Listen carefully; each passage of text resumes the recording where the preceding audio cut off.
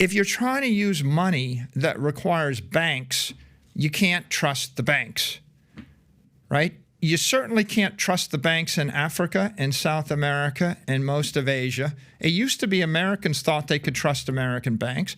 Now they're realizing that they can't trust American banks. So the first order impact of the banking crisis is people think, well, maybe the money I had in the bank's going away, and so I ought to put it in a bank in cyberspace that isn't controlled by the government or by the bankers, and that's Bitcoin. The second order impact is the solution to the banking crisis is print more dollars.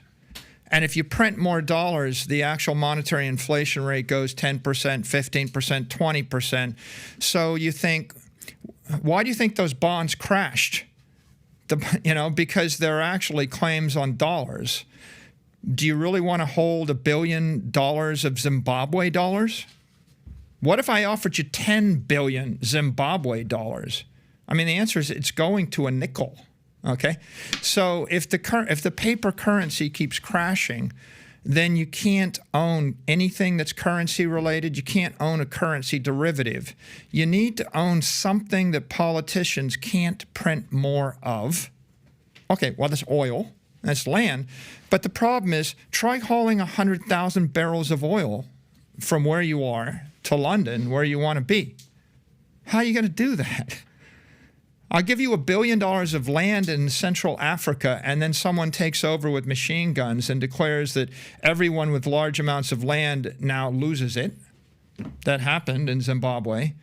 You're going to pick up the land on your back and carry it to France? So it's simple. If people lose faith in the banks, they lose faith in the currency. When they lose faith in the currency, they lose faith in the government. When you lose faith in the bank, the currency, and the government, and someone says, what can you trust? The answer is you can trust Bitcoin because you can custody your own asset, you can run your own node.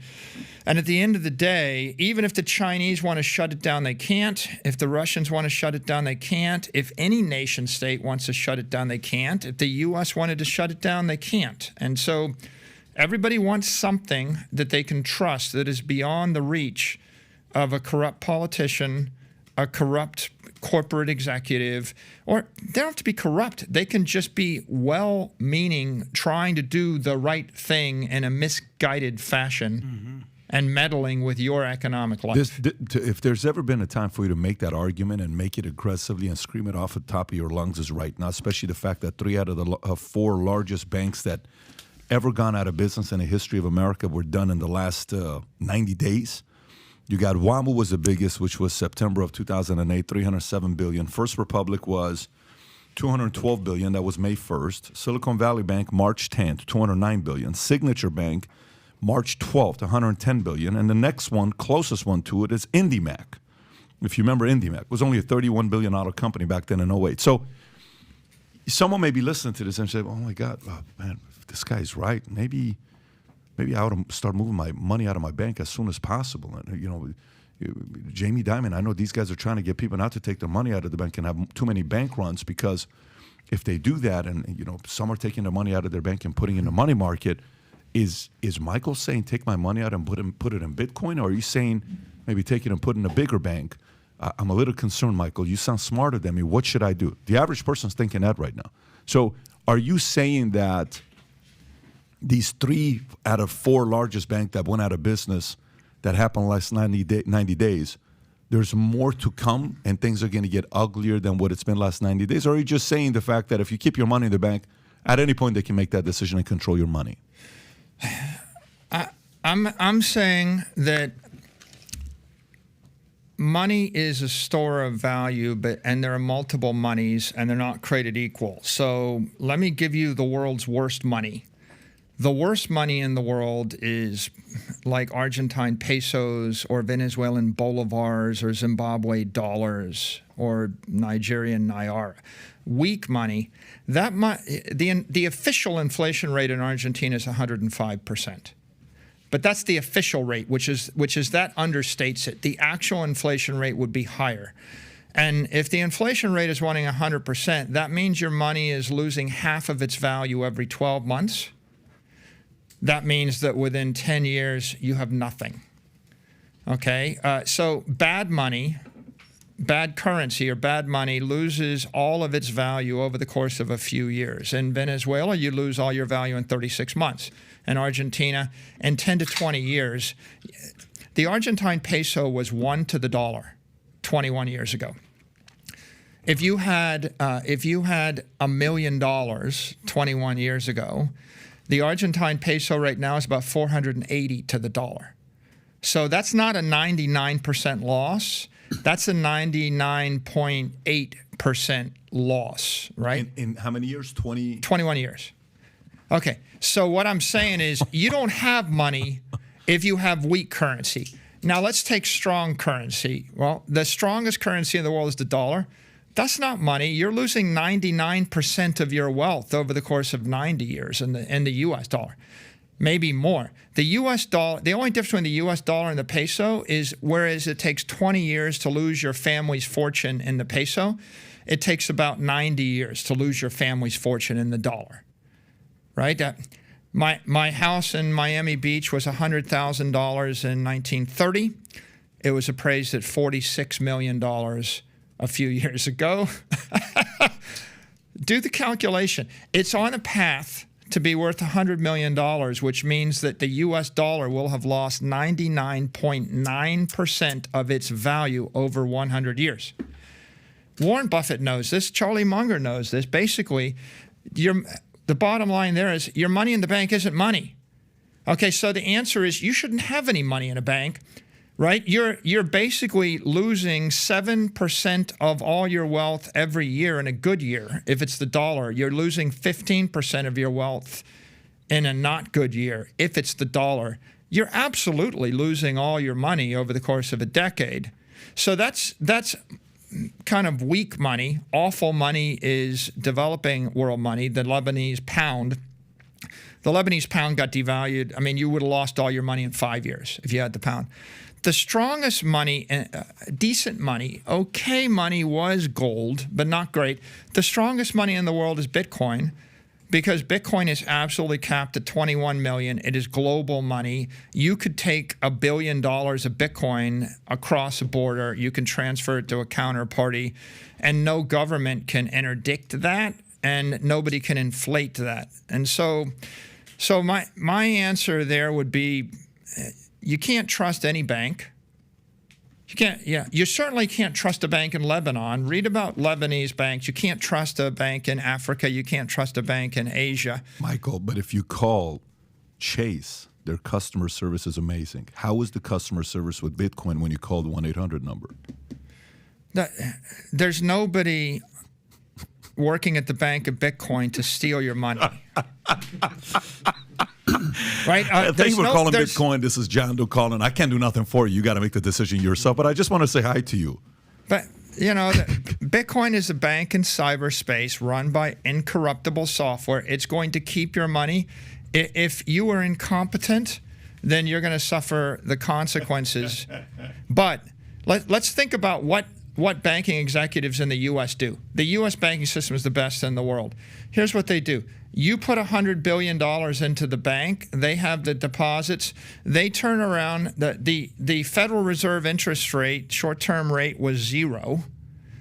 And these guys went and invested $100 billion of those deposits in mid-dated, long-dated sovereign debt that was yielding 1.8% interest. The Federal Reserve took the interest. By the way, would you loan me money for 30 years at 3% interest rate? Like, can you imagine that? If the inflation rate was 8 or 10%, would you loan money out at 3% interest rate for the rest of your life? Not in a million years. Okay, that's what the banking executives in the U.S. did. At the point when the You're talking about Silicon Valley Bank. All of them. Right, pretty much. All these guys. Not just the ones that went bankrupt. Right, there's a host of banks. I think they had, what was it, like $800 billion of unrealized losses or something. A host of banks went, and anybody that bought mid-dated or long-dated bonds at the bottom of the market when interest rates were zero, they were loaning out money forever at 2% interest or 3% interest or 1.5% interest. And as soon as you redeem, what happened, of course, is the Fed raised interest rates from 25 basis points. Actually, the rates went from 0 to 500 basis points in 12 months. That's the sharpest increase in interest rates in memory. That in itself is, I'm not going to say what it is. It's just horrific, terrifying to think that any public servant would do that. But it's equally terrifying to think that if I was your money manager and if you had given me all your money when interest rates were zero, and I said, well, I guess interest rates will stay zero for the next 30 years, and so I'm going to loan it out as a bond and lock in a price of 2%, you would have thought I was crazy. No, there is no individual, no corporation, no rational corporation, no economic actor that would loan money forever for 3% interest when inflation is running double or triple that. So the question is, who would?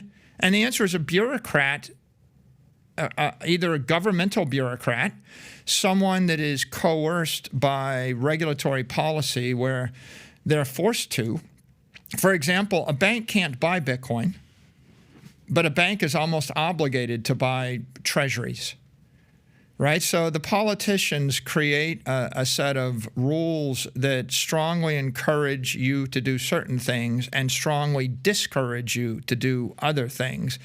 And generally, they encourage you to do the thing which is probably least economically viable.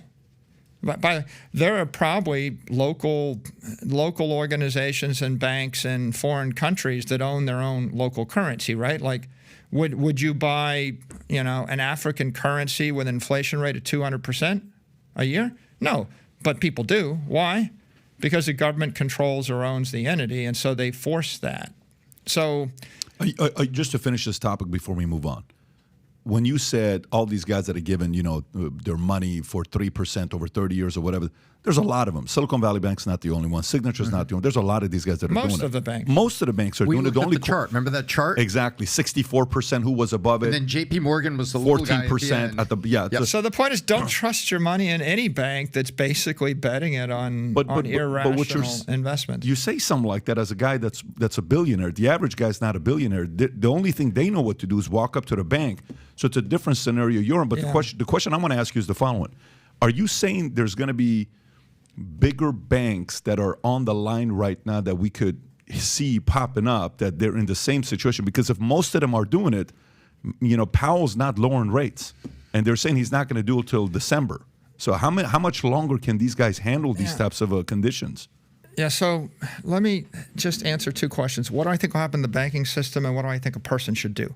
What I think happens to the banking system is all of the regional banks, the small, mid-sized banks are at a massive disadvantage right now because the government is showing that they're not going to bail out those equity holders.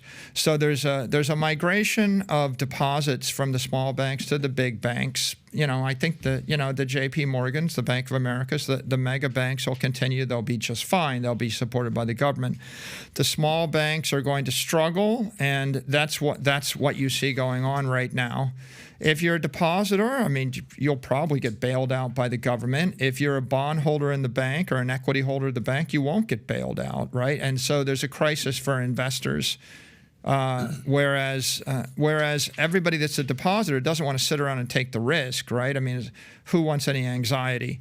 So I think that to the extent that you rely on banks, clearly the world is waking up, and the U.S. is waking up, and they're thinking, I want to be with big banks. I wouldn't have my money in a bank anywhere outside the U.S. in a weak country, right? You need to be in a rich, strong country with a rich, strong bank. With regard to what individuals should do, I think the logical answer is for expenses. If you have expenses in the next 3 months, you have your expenses in the local currency, which is the peso, the naira, the whatever, because it's legally obligated for you to pay in the local currency. For the next 3 years of expenses, or 1 to 3 years of expenses, you put your wealth in the strongest world currency in the world. That's the dollar right now, but you make sure that you have that currency either self-custodied or you have it in a bank that you trust. That's hard. If you can't find a bank, if you were in Lebanon right now... Can we trust you, bank? If you were in Lebanon right now, you wouldn't put your money in any bank. You would actually put it on the Bitcoin blockchain. For any amount of money you want to keep the rest of your life, if you want to give it to your kids, if you want to actually retire on it, anything that's investable asset, you would put it in Bitcoin. You would put it in the strongest possible world currency, the global money, and that's Bitcoin. You're not going to get rich investing in dollars, and you'll lose all your money if your dollars are in a weak bank, and if your dollars in a strong bank, you'll just get poor slowly, and you're going to get poor. You're going to get poor rapidly if your money is in not the dollar, but a weaker currency, and you're going to get completely bankrupt if you trust a weak bank. And so MicroStrategy, by the way, we had like $90 million. We had $4+ billion worth of Bitcoin. So go figure, right? 98% of our assets are actually in the strong money. 2% is in the world's strongest currency in a good bank, in one of the big 4 banks, right? And that's about as much exposure as I want to a currency. So if you like this clip and you want to watch another one, click right here. And if you want to watch the entire podcast, click right here.